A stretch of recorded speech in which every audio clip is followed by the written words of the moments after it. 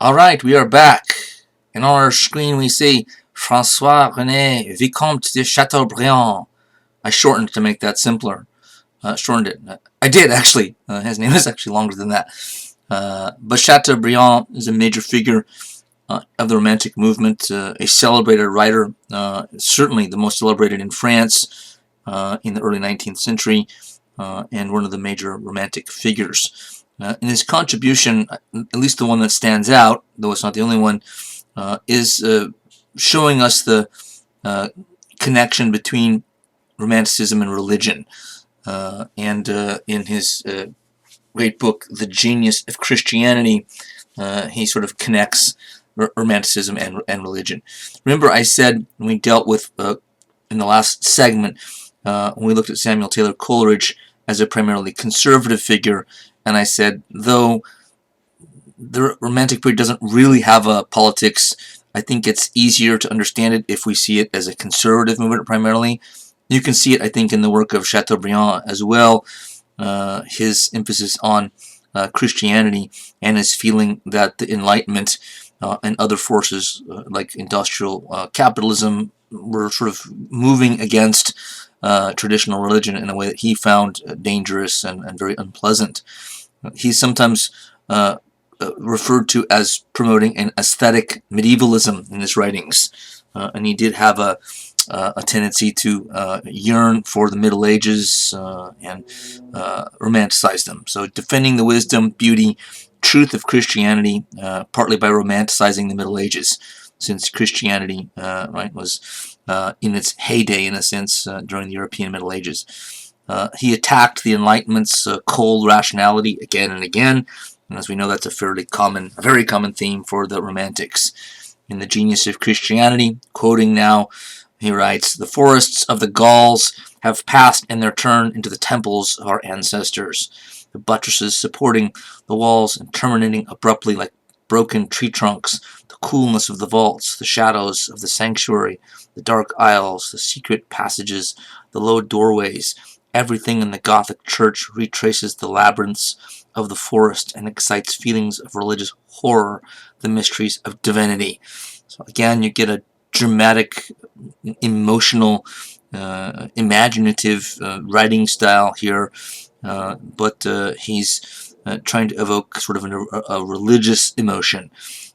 David Cairns, a book called The Making of an Artist, says it set a current, The Genius of Christianity set a current of sympathy flowing between the author and a whole generation of young French men and women, kindling their imagination over a wide range of feelings and ideas. More than any other work, it was the primer of early French Romanticism.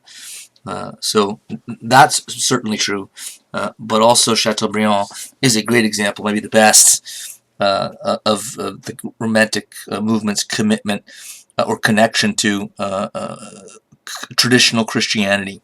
Certainly Christianity, but traditional more often than not. What about Romanticism in nature? We have to cover this because the Romantics were very into nature as subject matter, and also it's yet another important contrast between them and the Enlightenment thinkers. As one British Romantic painter said, "Nature is spirit visible, a world soul." Another way that the Romantics spoke of nature.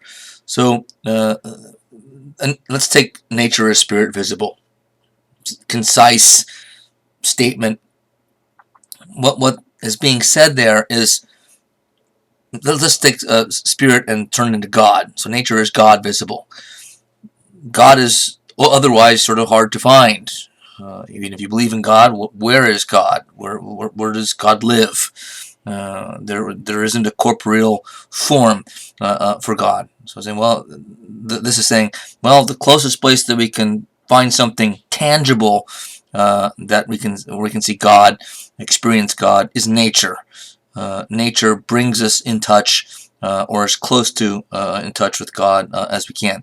That's not to say that they believe that nature itself was sacred, though in some cases it comes maybe close to that, though not all. Blanning again, saying, nothing roused the Romantics to greater indignation than the notion that nature was inert matter to be understood by dissection, experiment, and analysis. On the contrary, they proclaimed all nature constituted a single living organism. So here is one of their major bones of contention with the Enlightenment, and that is that the Enlightenment figures, which is true, and it has its value, look at nature in an objective way. The Enlightenment is trying to, quantify nature in order to improve human life through, medical advance and so on and so forth. But this, to the Romantics, was too kind of soul destroying. It was too dehumanizing for them. Some of them certainly recognized the upside of this type of the objective way of experiencing nature stemming from the Enlightenment and the scientific revolution, but they were still quite concerned about it and not happy about it. One painter, German romantic painter, writing a letter to a friend, said, when above me the sky swarms with countless stars, the wind blusters through the wide space, the wave breaks roaring in the wide night, I throw myself on the grass sparkling with dewdrops. Every leaf and every blade of grass swarms with life. The earth is alive and stirs beneath me. Everything rings in one chord. Then the soul rejoices and flies in the immeasurable space around me. There is no up or down anymore, no time, no beginning, and no end. I hear and feel the living breath of God, who holds and carries the world, in whom everything lives and works. Here is the highest way we feel God. So, and well said, I must say, by Herr Runge there, and in typical piece of romantic writing. So you see a lot of the strands of this here: nature, emotion, imagination, God, sort of spirituality, all in this letter.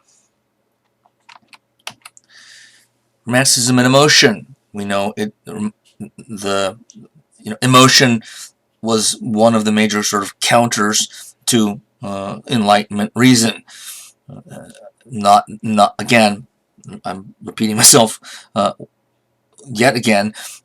But emotion wasn't supposed to replace reason. But there was a complete feeling among the. I shouldn't say feeling. There was a complete belief among the Romantics that emotion and everything but reason had been given short shrift by the Enlightenment. And we can see emotion, we already have in some of the quotes from Romantic artists and thinkers already. But the commitment to emotion, I think, can be best seen in the works, and this is pretty well known, of the English Romantic poets, as they're known. One of the most famous, though there's many famous ones, is the guy you see here, William Wordsworth. And this is actually one of my favorite poems. It's certainly not his most profound poem. There's profundity in much of his work. He was a gifted individual, friend of Coleridge and fellow conservative, and like Coleridge had sort of moved from the left to the right throughout his life. But it does give you a sense of the emotion that's sometimes dripping from this poetry. But in this case, it's quite subtle. It's a short poem, and it's subtle and not so subtle, I guess, at the same time. The poem, She Dwelt Among the Untrodden Ways.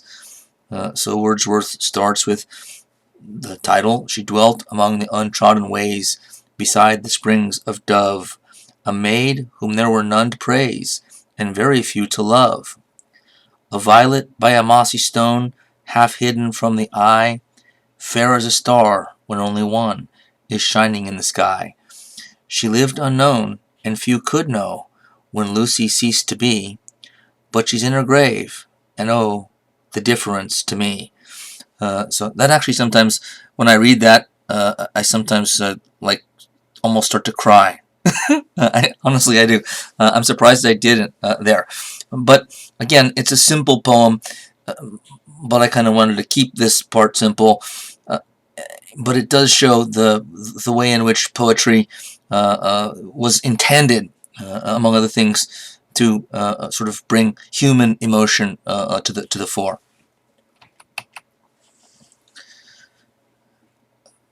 No presentation, lecture on Romanticism would be complete without reference to this guy, Ludwig van Beethoven, the Thunderer from Bonn, as one author on the history of music calls him.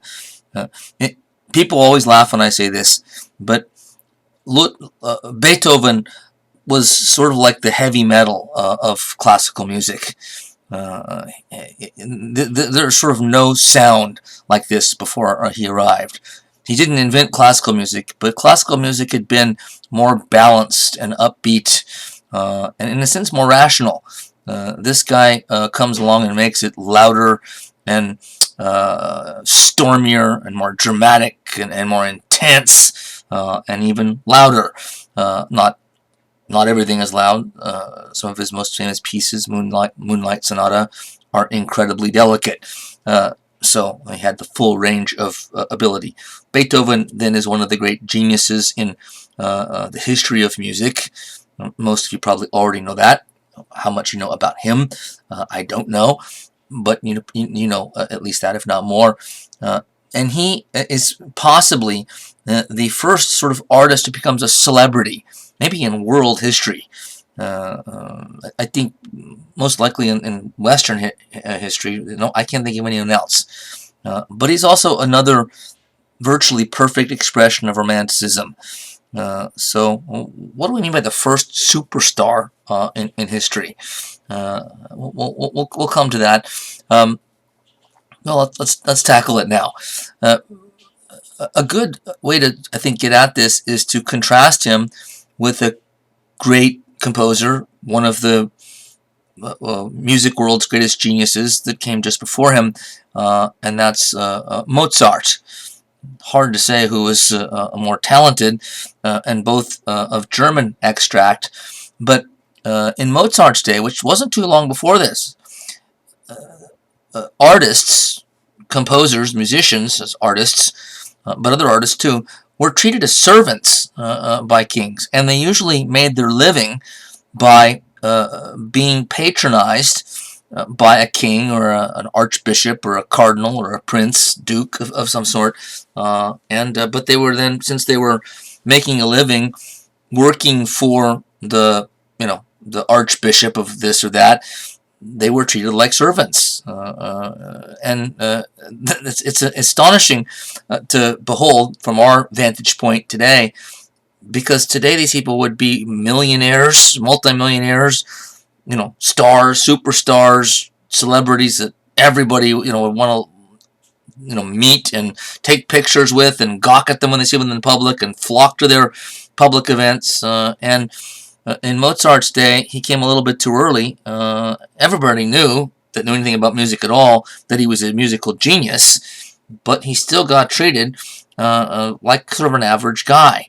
By Beethoven's time, just a number of decades later, that had changed.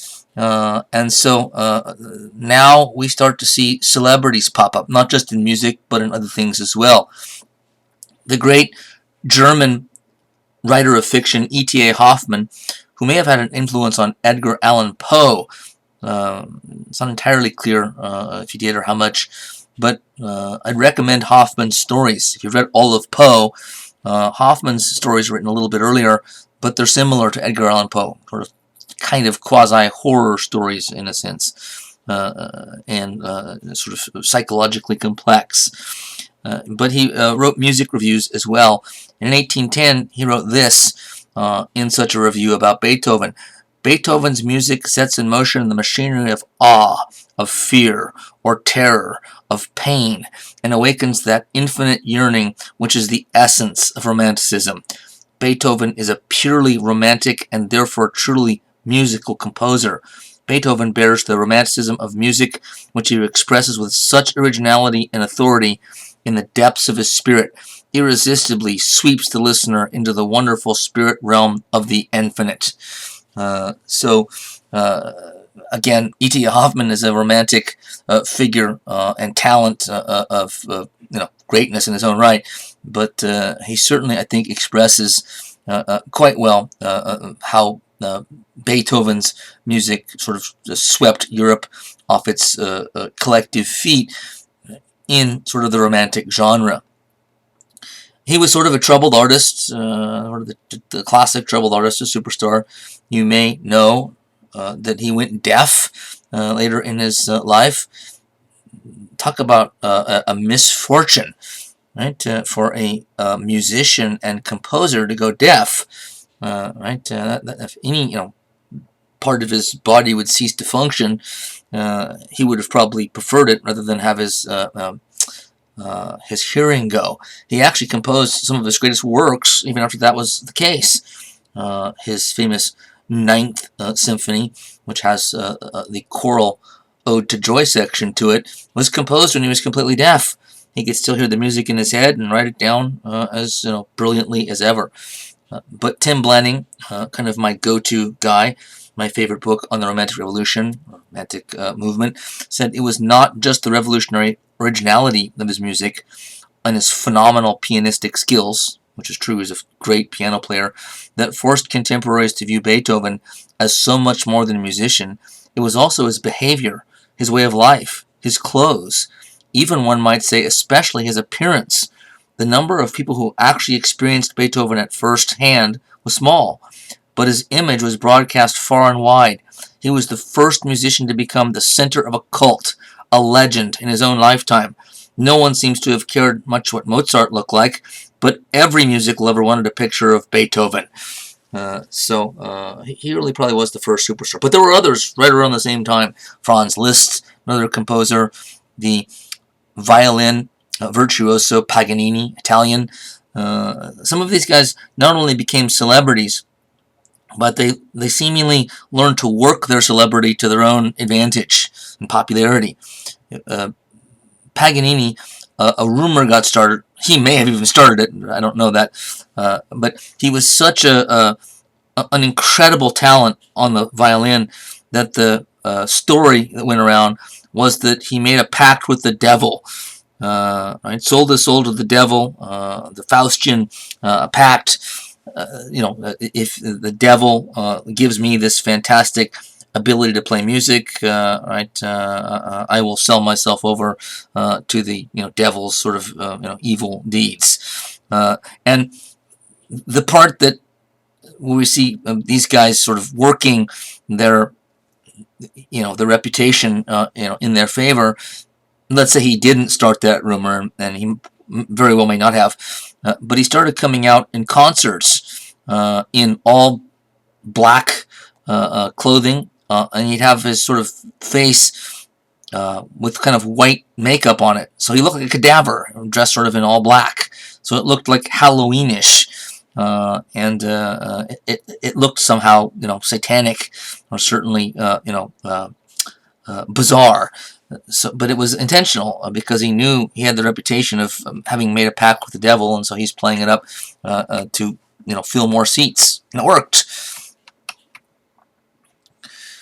We now get to Caspar David Friedrich to convey a sense of looking from this world into the next, as his paintings are sometimes seen, or that's a specific direct quote, but others have commented on something like that.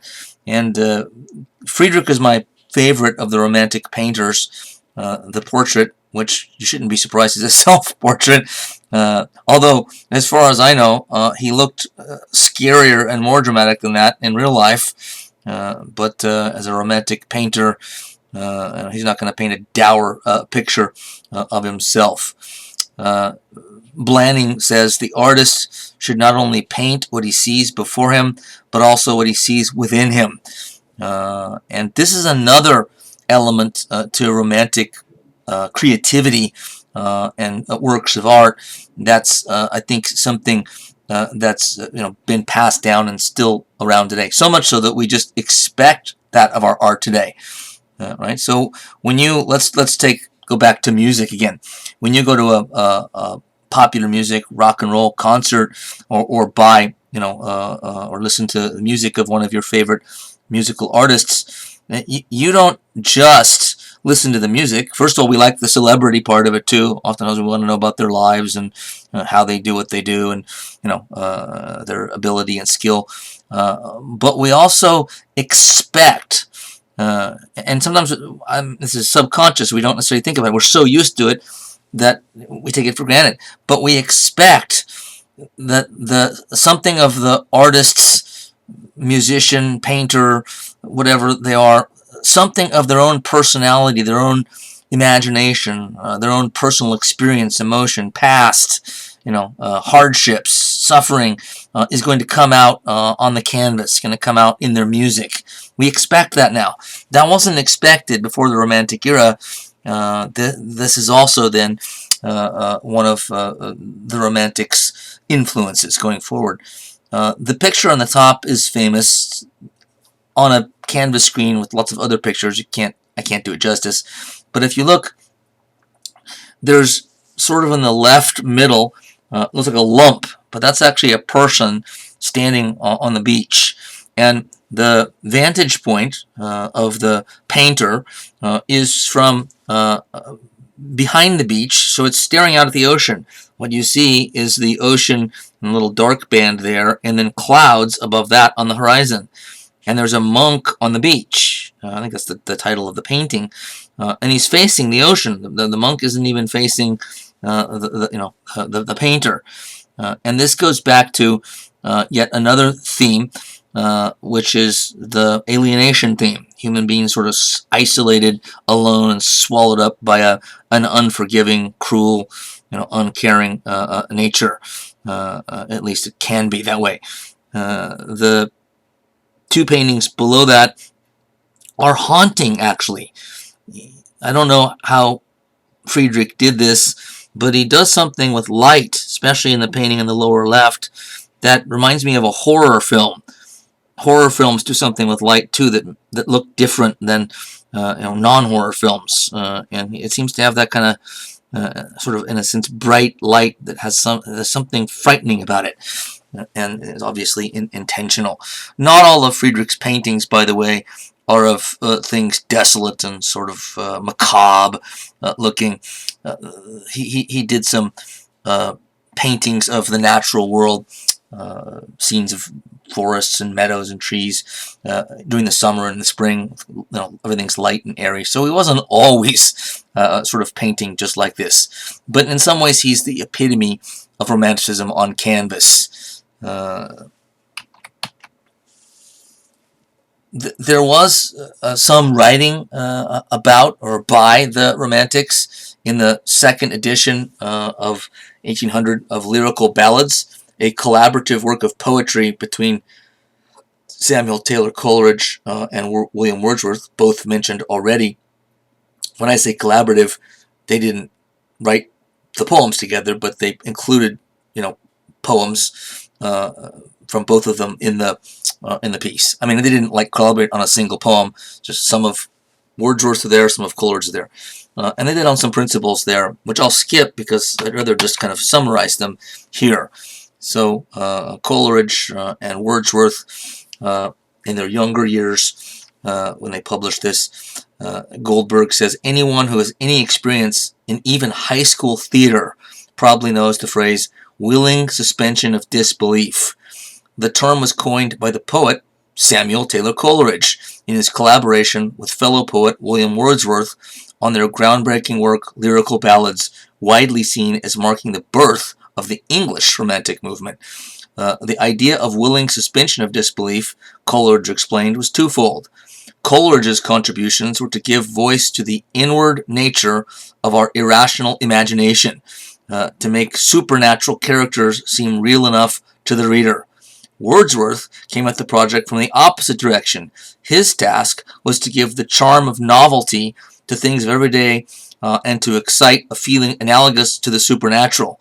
In other words, Coleridge was tasked with making the supernatural seem real, while Wordsworth was assigned the job of making the real seem supernatural. Combine these two approaches and you get the whole gamut of Romantic art. The workaday is magical, and the magical is all around us. And I won't even comment further. Goldberg said that, I think, perfectly. Another element of Romanticism and what it's sort of, given to us, bequeathed to us, is the idea of breaking the rules of art. And not just that, but sometimes the artist himself as rebel. And nobody fits that description. Nobody in the Romantic period better than Lord Byron, one of the brilliant English poets as well. He's kind of the second generation. Wordsworth, Coleridge are older. Byron, Shelley, and some of the others come a little bit later on.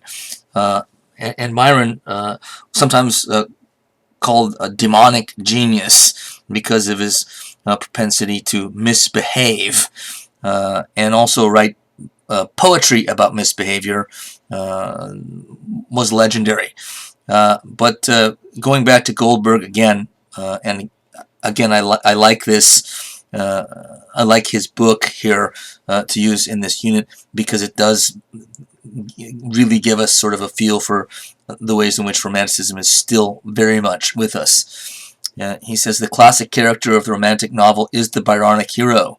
In many of Byron's works, most famously Childe Harold's Pilgrimage, long poem, the protagonist is a rebellious soul plagued with the memory of wrongs he's committed in the past and determined to set things right, or at least atone for them. One can think of countless stock characters in film and television who fit this description. The brooding vampire with a soul archetype is one. Brad Pitt, Clint Eastwood, Mel Gibson routinely play Byronic characters in such films as Legend of the Fall, Fury, Unforgiven, Lethal Weapon, and goes on. One of the central traits of the Byronic hero, sometimes called, is the man who plays by his own rules. This theme has come to nearly define what we mean by a hero.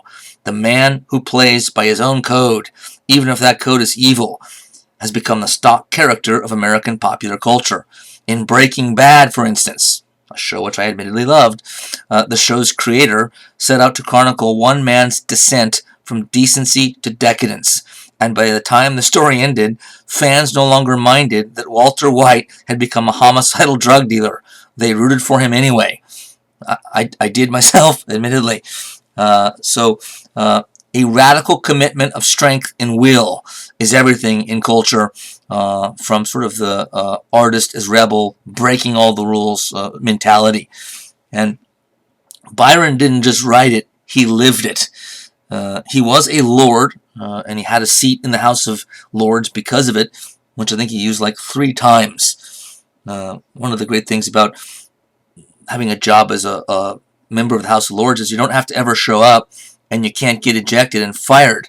So you can show up when you want to. And he showed up like 3 times. I forget the number, but he was in, once in a while there'd be a political issue that he was interested enough to show up to. Although he got very political at the end of his life. He died in Greece, helping to fight for Greek independence in this noble, or at least attempt to be noble cause. Got some illness and died there. He was basically kicked out of England, so he did that. But Byron lived the life that his characters did, maybe even more so. Byron broke like every social rule you can think of, virtually, and it appears intentionally. He was a notorious womanizer, loved to seduce women, particularly married ones, have affairs with them, and then he was quite good at, apparently, getting people to fall in love with him, and then delighted in sort of just ditching them and leaving them hanging. He got married, and this could be one of those stories that sounds too good or bad to be true.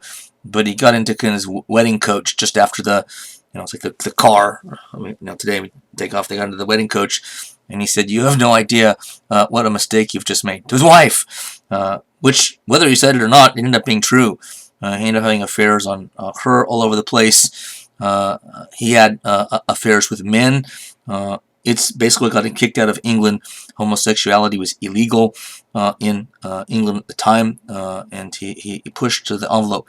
He apparently, and this will really, I think, seal the deal on this guy breaking all the rules.